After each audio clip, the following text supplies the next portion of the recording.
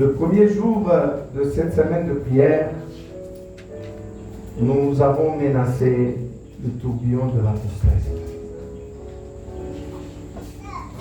Le deuxième jour, c'est-à-dire hier, nous avons menacé nos impossibilités. Le Seigneur nous a fait une grâce. Il y a même eu une vision qui m'a complètement fortifié.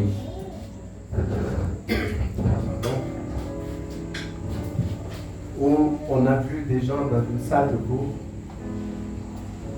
avec des équations qui les dépassaient, mais ils étaient en train de les résoudre si facilement. Il y avait dans cette vision la promesse de Dieu que nous allions gérer ces impossibilités et nous allions trouver des solutions à ces impossibilités. Bien-aimés, ce soir, ce que nous allons menacer va changer la destinée des gens. Amen. Je priais et tout à l'heure je sentais le Seigneur dire, il faut que vous soyez forts dans cette prière. Amen. La prière de ce soir, bien aimé, vous devez vous y donner. Elle est elle-même déjà un combat lourd. Alléluia. Mais la victoire dans cette prière va changer la destinée de quelqu'un. Mais je bénis Dieu parce que il nous associe à cette œuvre de la délivrance de la vie des gens. Amen. Dieu t'y associe. Lève-toi, bats-toi pour ta vie. Aujourd'hui, c'est quoi le thème? Menacer les mauvaises situations qui récidivent. Menacer les mauvaises situations qui font quoi? Qui récidivent. Qui récidivent.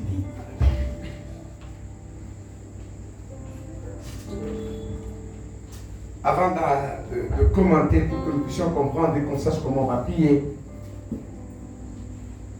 j'aimerais qu'on puisse lire un long passage dans Marc. Marc, chapitre 9. Si vous avez trouvé, levez-vous déjà.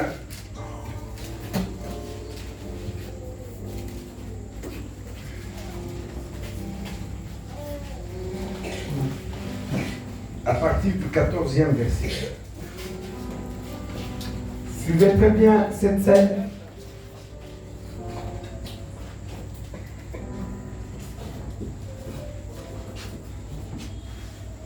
Je sens que la prière de ce soir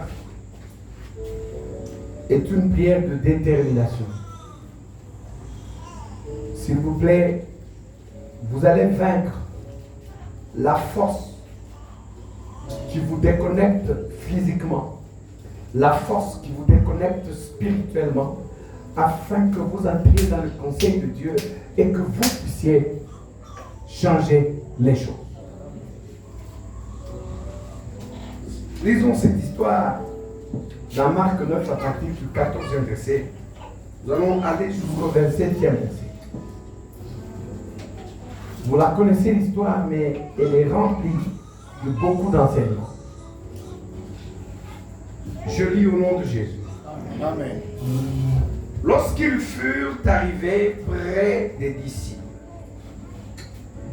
ils virent autour d'eux une grande foule, autour des disciples, et des scribes qui discutaient avec eux. Même les scribes se sont invités à cette discussion-là. Dès que la foule vit Jésus, elle fut surprise et accourut pour le saluer. J'aime beaucoup Marc. Marc a des détails que les autres ne donnent pas. Il leur demanda, sur quoi discutez-vous avec eux? Là, Jésus s'adresse aux disciples. Parce que les disciples sont submergés par beaucoup de gens qui sont en train de discuter avec eux. Même les scribes, les grands de la loi, là, sont aussi là, en train de discuter. Quand tout le monde voit Jésus, ils s'approchent de Jésus pour lui dire, Rabbi, bonjour. Mais Jésus s'adresse aux disciples, mais vous discutez de quoi là? La question est posée aux disciples. Mais le verset 17 me dit, et un homme de la foule répondit, Maître, j'ai amené auprès de toi mon fils, qui est possédé d'un esprit muet. Regardez, l'homme dit qu'il a amené l'enfant où? Mais là, ils sont en train de discuter avec qui? Avec les disciples. Toi là, tu représentes Jésus. Amen.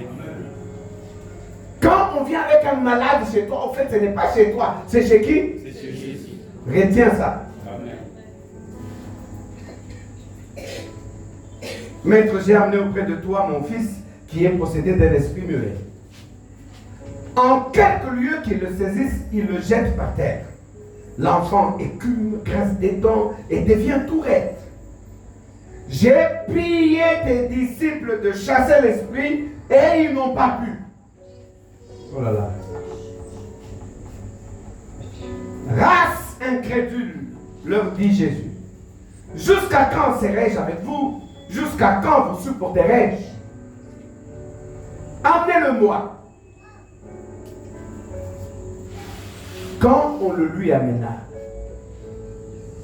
on le lui amena, et aussitôt que l'enfant vit Jésus, l'esprit l'agita avec violence. Il tomba par terre et se roulait en écumant. Jésus demanda au Père, combien y a-t-il de temps que cela lui arrive? Depuis son enfance, répondit-il. Et souvent l'esprit l'a jeté dans le feu et dans l'eau pour le faire périr. Mais si tu peux quelque chose, viens à notre secours. Aie compassion de nous. Jésus lui dit, si tu peux, tout est possible à celui qui croit. Nous l'avons lu hier. Aussitôt le père de l'enfant s'écria, je crois. Viens au secours de quoi? De mon incrédulité. Jésus, voyant accourir la foule, menaça, c'est ici où nous sommes, menaça l'esprit impur et lui dit, esprit muet et sourd, je te l'ordonne, sors de cet enfant et soulignez ce qui suit, et n'y rentre plus. Et il sortit en poussant des cris et en l'agitant avec une grande violence. L'enfant devint comme mort, de sorte que plusieurs disaient qu'il était mort. Mais Jésus, l'ayant pris par la main, le fit lever et il se tint debout. On peut s'asseoir.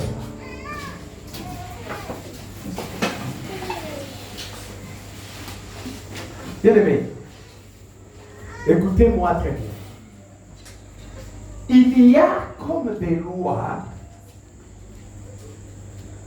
dans certaines de nos vies qui font que souvent une même situation qui pourtant est indésirable ne fait que revenir.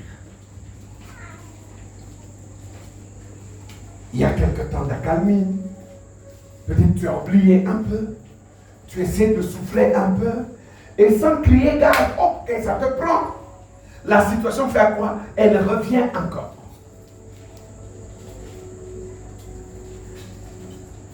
Le père de l'enfant dit que cet enfant souffre depuis son enfance. C'est-à-dire depuis qu'il est tout petit, l'enfant souffre. De temps en temps, l'esprit rentre en lui, le met par terre, il écume. Vous savez, quand on dit qu'il écume, c'est-à-dire il y a comme de la mousse qui sort de sa bouche. Un peu comme dans le cas des épileptiques, n'est-ce pas? Alors, mais cet esprit avait l'intention de pouvoir faire périr cet enfant. Alors, parfois, il jetait l'enfant dans le feu, parfois, il le jetait dans l'eau. Si personne n'était là, c'est fini, l'enfant mourait.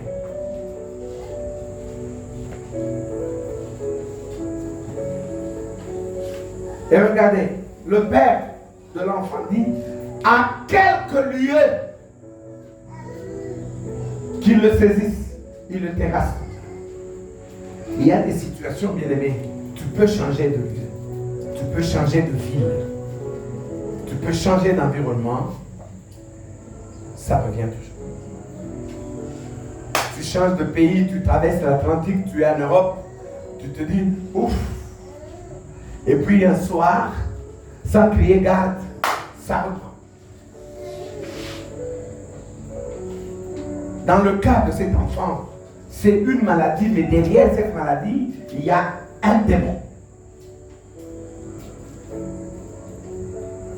L'enfant est dans la grande désolation. L'enfant souffre. Regardez, cette situation l'accompagne depuis qu'il est tout petit. Il y a des situations qui bloquent même le destin de quelqu'un. Est-ce que vous croyez que cet enfant, dans ces conditions-là, pouvait étudier? Vous pensez que dans ces conditions-là, cet enfant peut prospérer? Il y a des situations comme ça qui vident tout un avenir de quelqu'un. Des situations qui récidivent. Il y a des difficultés qui accompagnent quelqu'un. Depuis qu'il est tout petit, jusque maintenant, il est toujours dans ces difficultés. C'est comme si ces difficultés croissent avec lui en âge. Et même ça change un peu de niveau par rapport à son âge. Ce soir, bien-aimé, la prière que nous voulons faire demande que tu sois fort.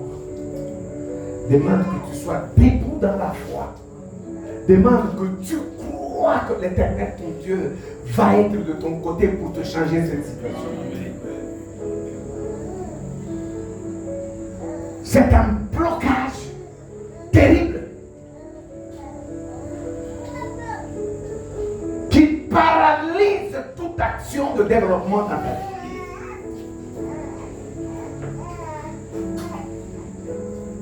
Quand Jésus lui dit, ça fait combien de temps que cela lui arrive? Le papa dit depuis son enfance. Et le papa ajoute, souvent l'esprit l'a jeté dans le feu et dans l'eau pour le faire périr. Il y a comme ça des combats qui t'accompagnent depuis ton enfance. Tu échappes à la mort aujourd'hui. Tu étais tout petit.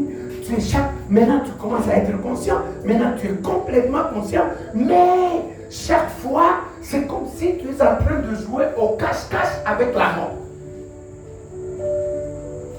Cet esprit-là est là derrière toi pour pouvoir te détruire. Quand tu entends quelque chose, comme c'est un esprit de destruction, eh bien l'esprit rentre et brise et abîme la chose. Au point qu'aujourd'hui, tu n'as même plus confiance en toi-même. Tu sais que quand tu commences quelque chose, tu es presque sûr que ça ne marchera pas. Même si tu te dis, avec un peu d'espérance, j'espère que cette fois-ci sera la bonne.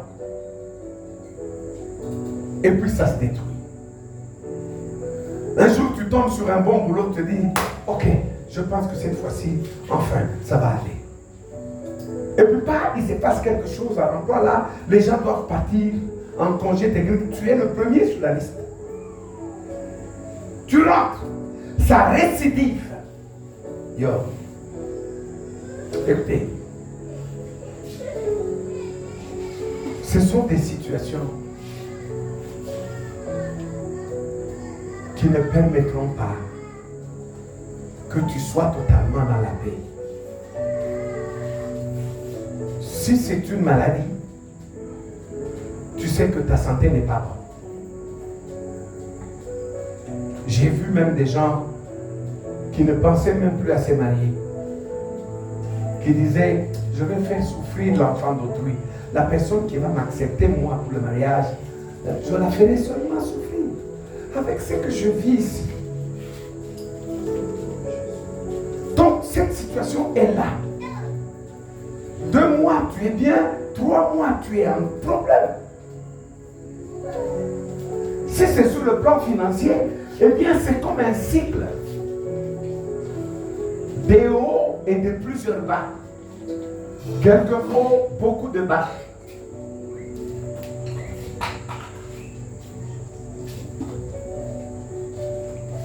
Dans l'attitude du parent de l'enfant, on décèle une grande souffrance. Vous savez, quand il est en train de dire à Jésus, si tu peux quelque chose, si tu peux vraiment faire quelque chose, si tu peux faire quelque chose, aie compassion d'eux. Il demande à Jésus d'avoir compassion d'eux. Jésus lui fait un reproche, lui dit, si tu peux. Mais tout est possible à celui qui croit. Le papa s'écrit, je crois. Et même viens au secours de mon incrédulité. C'est-à-dire le problème est tel que je risque de ne pas bien croire. Alors sauve-moi de l'incrédulité. Alléluia. Amen. Je ne sais pas quelle est cette situation chez toi, mais qui est un cycle qui ne fait que se répéter. Qui est un cycle. Tu sais que ça viendra. Tu sais que ça viendra. Chez les autres, c'est le fléau de la mort. Ils savent que chaque année, nous devons pleurer quelqu'un. Quand je priais là, j'entendais comme l'Esprit me dire ce soir, piétiner à la source qui provoque ce problème-là et cimenter totalement pour que cette source ne réjaillisse plus jamais.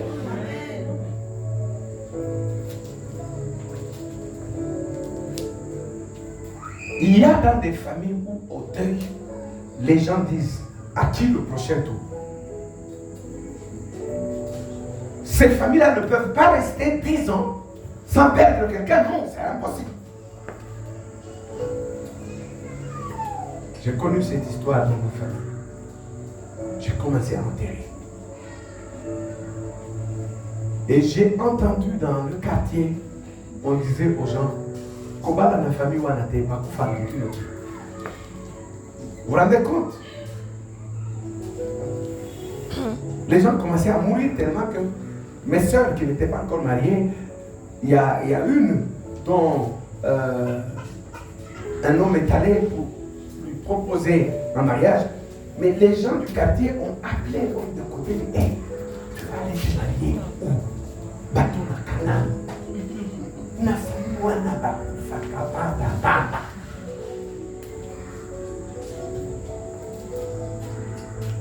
Et le fiancé a dit à ma soeur, écoute, les gens de ton quartier m'ont dit que dans ta famille, vous ne faites que mourir. Il y a des familles comme ça, hein? Un fléau de la mort qui frappe. Pendant que je vous parle, j'ai envie que ces choses qui t'accompagnaient des années et des années, qui passaient avec toi d'une année à une autre, que ces choses-là ne traversent pas 2022. Amen. Amen. Que le cycle de répétition de ces choses se bloque. Amen. Définitivement. Amen. C'est pourquoi la prière de ce soir, bien-aimé, si je te vois faible, je comprendrai que c'est cette même puissance-là qui ne veut pas que les choses changent, qui te rend faible dans une telle prière. Tu dois être tellement agressif que cette force doit rester. Vous savez, on dit qu'on a amené l'enfant chez les disciples. Ils n'ont pas pu. Je ne sais pas ce que les scribes leur disaient. Mais ils discutaient. Je ne sais pas si les disciples essayaient de s'expliquer. Et je ne sais pas combien de serviteurs tu as vu dans ton cas. Tu as peut-être été chez combien de pasteurs pour qu'ils prient pour toi. Ce soir, sois en présence de Jésus. Amen. Là où les hommes échouent, Jésus n'échoue pas. Amen. Regarde comment on décrit cet esprit. Muet et sourd. C'est un esprit muet et sourd. Je ne sais pas si l'esprit lui-même ne savait pas parler. Je ne sais pas si l'esprit lui-même ne pouvait pas entendre. Mais il a fait que l'enfant ne parle pas, que l'enfant soit aussi sourd. Il faut seulement la voix de celui qui dit un mot et la chose se fait pour traverser même la surdité de cet enfant et de cet esprit pour que l'esprit entende l'ordre. Ce soir, je veux que tu pries pour ton avenir. Que tu dises, Seigneur, ce soir, trop c'est trop. Trop c'est trop. Ça s'arrête là. Vous savez qu'il y a des gens qu'on a délivrés plusieurs fois. Dans une prière, il y a eu une manifestation des démons. Les démons semblaient partir. La personne se reprend un peu. Et puis dans une autre prière, et la personne reprend encore. Comment? Tu es devenu le temple des démons. Tu es devenu le siège des démons. Et tu es devenu la banque de la maladie. Est-ce que tu es la source de la malchance? Chez toi, tout ce que tu tiens ne marche pas. Et tu dis, écoutez, bien-aimé, quand je lis Romains, chapitre 8,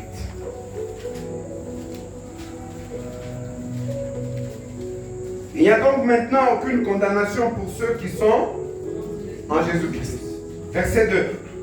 En effet, la loi de l'esprit de vie en Jésus-Christ m'a affranchi de la loi du péché et de la mort.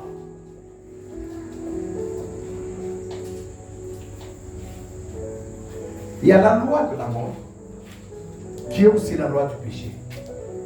Ce soir, bien-aimé, même si cette situation vient d'un péché qui fut commis dans la génération, la loi de l'esprit de vie en Christ Jésus t'a franchi,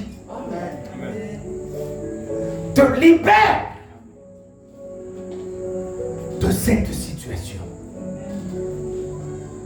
En toi, il n'y a plus la loi de la mort qui fonctionne, mais il y a la loi de l'esprit de vie.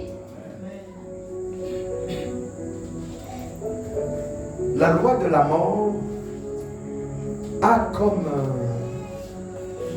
envoyé les maladies, les malchances, les accidents, les échecs. Toutes ces choses, ce sont les envoyés de la mort. D'ailleurs, si vous êtes bien regardant, vous trouverez qu'une personne qui meurt, il y a eu comme des signes annonciateurs de sa mort, mais tout le monde était discret. Il a échappé à un accident. Ok. Et puis il est tombé gravement malade un jour, il a été guéri. Et puis on est venu chez lui, on a tout volé. Et puis il y a quelques jours, son chef s'est levé contre lui. On l'a chassé du boulot. Des choses comme ça. Et puis un soir, vous vous dites, il a fait une crise cardiaque, il est mort. Car la loi de la mort a envoyé ses messagers déjà. Les maladies sont parfois des messagers de la mort. Mais la loi de l'esprit de vie en Jésus aussi a ses messagers. C'est aussi la délivrance. C'est aussi une guérison. C'est aussi une situation difficile qui finalement trouve un bon dénouement et ça s'améliore. C'est aussi une pleine santé sans problème pendant des temps. C'est aussi un business qu'on a fait, qui a pris et qui donne maintenant ses fruits. C'est aussi une paix qui inonde le cœur. C'est aussi un sentiment que les prières sont exaucées.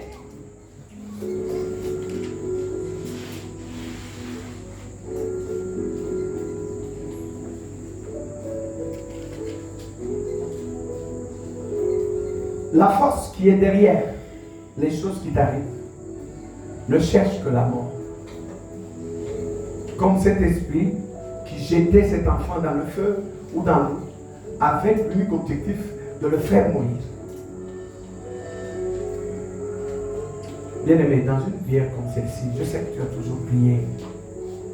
Mais ce soir, s'il te plaît, si je te parle calmement, c'est parce que je voudrais que tu te révèles tellement dans cette prière que tu entends que le Seigneur te dise: j'ai brisé la loi de la récidive dans ta vie. La chose qui te poursuivait ne te poursuivra plus. On t'a empoisonné, tu t'en es sauvé. Hein? Et puis à un moment donné, c'est un complot. Tu l'as découvert. Tout le temps comme ça. Mais comment toi, tu vivras toujours dans la peur que quelque chose de grave risque de m'arriver? Toi, c'est ça ta vie? Non. Je veux que le Seigneur ce soir brise cette... Voilà pourquoi Jésus menace l'esprit et lui donne un ordre précis qui va faire l'objet de notre prière. Esprit muet et sourd, je te l'ordonne, sors de cet enfant et n'y rentre plus.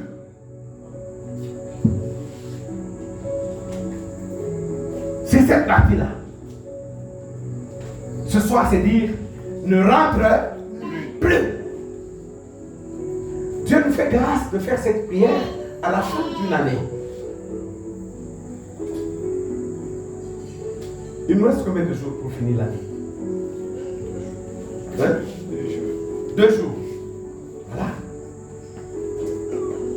Nous déjà ce soir, nous fermons définitivement et hermétiquement la porte à ces choses qui nous ont toujours accompagnés. Il y en a qui ont même grandi avec nous.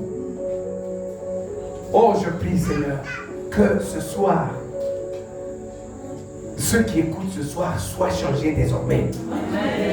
Qu'ils ne soient plus tels qu'ils se conduisaient depuis toutes ces années où ils sont en train de venir. Je prie ce soir que tu fasses un saut définitif. Et que cette limite que tu fais, que cette force de récidive ne la traverse pas. Sors et ne rentre plus.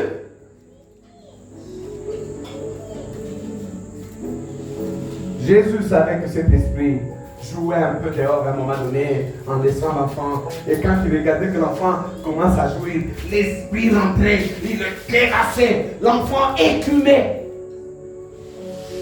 Et vous voyez que quand il sort avec beaucoup de violence. Il laisse l'enfant terrassé, en sorte que les gens qui regardent l'enfant se disent, mais cet enfant est mort. Jésus le prend par la main et lui dit, lève-toi. Il le remet chez son père. La Bible ne me dit pas ce que cet enfant est devenu. Mais je crois que lui aussi a pu penser maintenant au mariage. Il s'est marié, il est devenu un homme bien. J'imagine qu'il a eu des enfants, que lui aussi est devenu un bon papa, qu'il a cherché un boulot, il a aussi commencé à travailler. Monsieur a commencé à devenir productif parce que Jésus a mis un terme à cette situation qui récidivait. Que Jésus mette un terme à cette situation qui récidive dans ta vie. Ce soir, je voudrais que tu te lèves. J'entendais l'Esprit me dire, soyez forts. Vous devez être forts dans cette prière. Vous devez être violents. Le royaume des cieux, c'est pour les violents. Vous devez faire violence à cet esprit-là qui le lâche prise. C'est pourquoi c'est une semaine où nous menaçons. Nous sommes en train de menacer. Hier, nous avons menacé les impossibilités. Je vous ai dit hier, ayez la foi. Ce soir, je dis, ajoutez à la foi que vous avez le zèle, la détermination. Ajoutez-y de la violence pour que votre vie change. Ce soir, on va certainement délivrer une destinée. Ce soir, on va certainement libérer quelque chose qui a longtemps été bloqué. Ce soir, on va certainement récupérer une vie qui a été longtemps criblée. Ce soir, on va se lever pour que les choses ne reviennent pas toujours. Je ne sais pas dans ta vie c'est quoi. Je ne sais pas dans ta vie c'est quoi. Il apparaît clairement que si ce blocage-là n'était pas là, tu serais déjà loin dans ta vie. Mais malheureusement, ça tourne. Ça va revenir. Ça va encore faucher les choses qui ont commencé à pousser. Ça va encore faucher les choses qui ont commencé à pousser. C'est comme les Madians. Chaque fois qu'Israël plantait, quand c'est l'heure de la récolte, les Madianites venaient et ils détruisaient la récolte afin de continuer à affamer Israël. C'est là où les Gédéons, après avoir fait une récolte hâtive, commençaient à chercher ou cacher le peu des choses contre le Madianite. Et l'Esprit descend lui dit, vaillant héros. Oh Seigneur, comment je peux être vaillant héros? Regarde comment je tremble à cacher les choses. Va avec la force que tu as.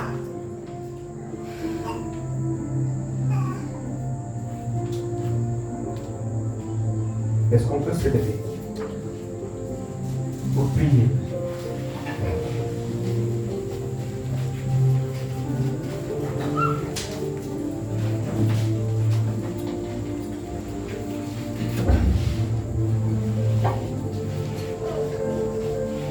Bien-aimé, prie pour ta vie.